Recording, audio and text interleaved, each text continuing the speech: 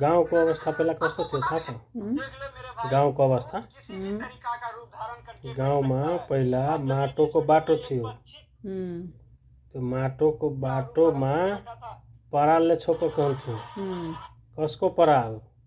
त्यो बाटो अगाडिको घर भएको मान्छेहरूको पराल हुन्थ्यो। त्यो जाडो महिनामा खास गरी धेरै हुन्थ्यो के। अनि साइकल निकालेर जाँदा अथवा बाइकले जाँदा जतै ततै परालमाथि हिँड्नु पर्थ्यो। अहिले परिवर्तन भएर के भएछ? कङ्क्रिट बाटो भएछ। तर मान्छे चाहिँ परिवर्तन भएको छैन, अझै पनि पराल हुन्छ। गाउँघरमा त हुन्छ। हो, यसैलाई भन्छ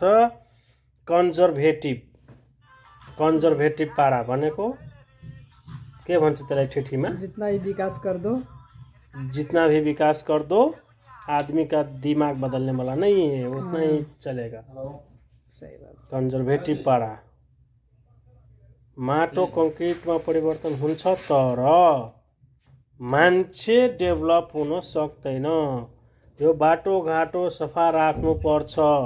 आफ्नो घर अगाडि छेउ वरिपरिका वस्तुस्थिति ठिक्क राम्रो सुन्दर चटकिलो राख्नुपर्छ।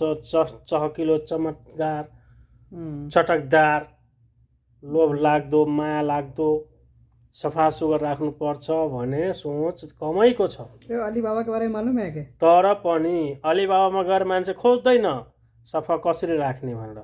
खोज्नु, गुगलमा गएर खोज्नु सफा कसरी राख्ने।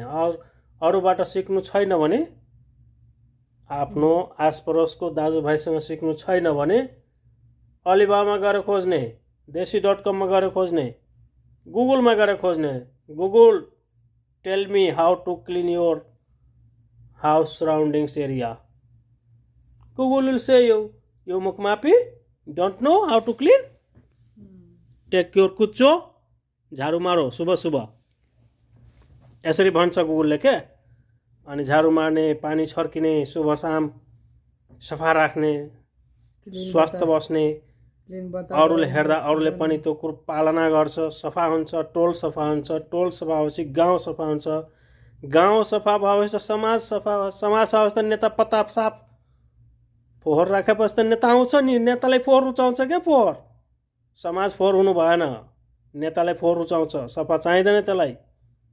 नेता भगाउनु छ भने गाउँ सफा राख्नु, टोल सफा राख्नु, आफ्नो घर वरिपरि सफा राख्नु, नेता आफै भाग्छ। यो मान्छे होसियार छ भनेर भोट दिँदैन, चुप्प लागेर भाग्छ।